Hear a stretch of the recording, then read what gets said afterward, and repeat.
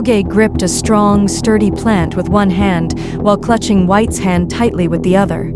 They struggled together, pushing forward. How could she do this to us? White whispered, tears threatening to fall. Hold on, Oge urged, dragging White toward the steep hill covered in ancient, towering plants. Step by step, they climbed, finally reaching the summit. We're lucky we made it near the bridge before Odette cut it, Oge said, a flicker of relief in her voice. White looked around anxiously. But what now? She has the map.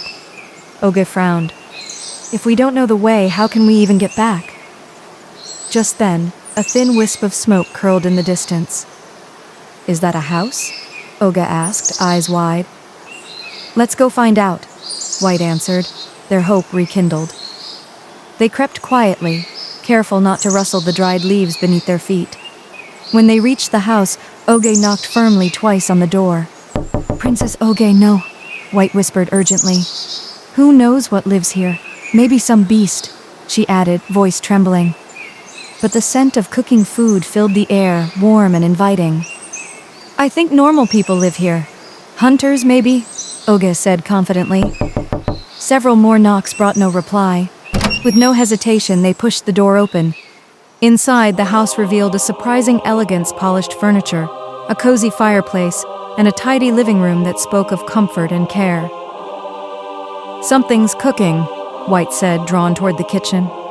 There, a fire burned under a pot, and the kitchen was clean and well-furnished with shiny cutlery. Maybe the owners are upstairs, Oge called out tentatively. From above came slow, deliberate footsteps descending the stairs. Oh, guests! An elderly couple appeared, smiling warmly. Their faces were kind, their eyes welcoming.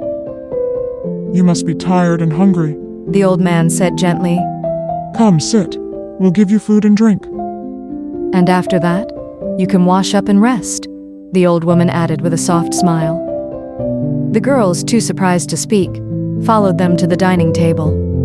Despite their wariness, they accepted the kindness. Once the old woman returned to the kitchen, the old man sat beside them and asked their names and why they ventured so deep into the Black Forest. Oge and White explained their mission to restore the Crown of Hearts. The man laughed, a rich, mocking sound. Crown of Hearts? He repeated, turning to share the news with his wife, who laughed from the kitchen. The girls grew confused and uneasy. Why are you laughing? Oge demanded. The man's expression shifted, becoming serious. There's no crown out there for you, only danger and death in the Black Forest. The old woman returned with plates of steaming food. Sitting down, she spoke softly. I was once like you, a gifted princess sent on the same mission. Among 5 of us, I was the only one to reach the supposed resting place of the crown. But there was nothing. Only the rotten remains of another princess who came before. Her words struck deep. Oge's mind raced, trying to grasp the cruel truth. If there was no crown, then why had the book brought her here? Doubt stirred within her. White, disappointed, stared sadly at the food before her. The old couple urged them to eat before retreating upstairs, leaving the 2 princesses in heavy silence. I don't believe them, Oge finally said, breaking the quiet. White nodded slowly. But if there's no crown, why would the book lead me here? Just as White reached for the food, she suddenly grabbed Oge's hand, stopping her. Wait, this meat, the skin, isn't that the tattoo Princess Odette had on her neck? Oge examined the piece carefully, horror dawning on her. This is human meat, Princess Odette's meat. Fear surged through them. They scrambled to leave, only to find the door secured with a padlock, no way out. At that moment, the couple's footsteps echoed down the stairs. Oge and White froze, panic flooding their minds. They rushed back to the table, pretending nothing was wrong as the couple approached and asked if they'd decided to stay or continue their journey. Not knowing what else to say, Oge quickly agreed to stay to avoid angering them.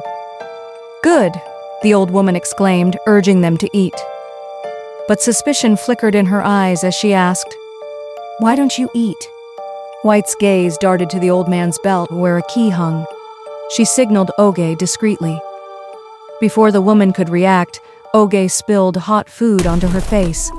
Simultaneously, White threw her plate at the old man, grabbing the key as chaos erupted. Oge fought with all her might, distracting the couple, but they were strong and fierce. "Hurry!" Oge cried as the couple tightened their grip. White fumbled with the door, finally unlocking it, but fear froze her in place. She burst out the door, screaming for help. "There's no one coming for you," the old couple mocked, their forms twisting into hideous beasts. The house transformed around Oge, revealing its true nature as a dark, ancient tree, which dragged her upstairs. White ran blindly into the forest, clutching the faint image of the map and the hope of finding the Crown of Hearts. "If that's the only way to survive, I have to find it," she whispered through tears. "I don't want to die. Mummy, Daddy, help me." Her body shook as she pushed through thorns and tangled vines, only to be trapped by snarling wolves and cannibals. Darkness claimed her. Meanwhile, tied up in the treehouse, Oge faced her grim fate. As she struggled, a fragment of a story she once read flickered in her mind about a kidnapped hero who escaped by cleverness. Desperately, she prayed her own plan would work. After all, magic existed in this world. Suddenly, Oge demanded impatiently, "I wonder how your food will taste if you don't let me use the toilet," she teased. The two ugly creatures looked at each other. The woman, who seemed to be the smarter and more dominant one, ordered the man to take Oge outside to watch her, just as Oge had predicted. Once they stepped out from the tree, Oge pretended she couldn't bend comfortably. "Do you mind loosening this part of the rope? I can't bend down." As the man leaned down to loosen the rope around her legs, Oge kneed his nose and struck him hard to the ground. She snatched the knife from his belt, cut herself free, and ran into the darkening woods. She was desperate to find White, knowing how weak she was. But as she sprinted through the forest, she stumbled into a shallow pit and fainted.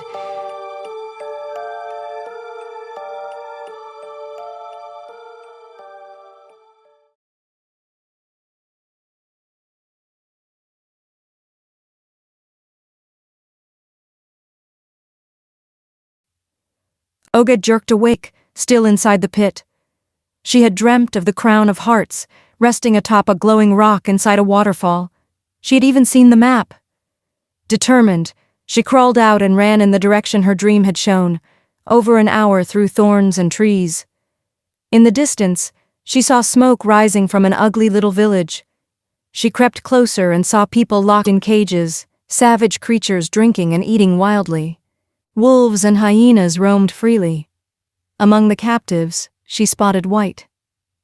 "Today's the last day to find the crown," Oge whispered to herself. "But I must save them first." She waited, hungry and shivering, until night fell and silence returned to the camp. Only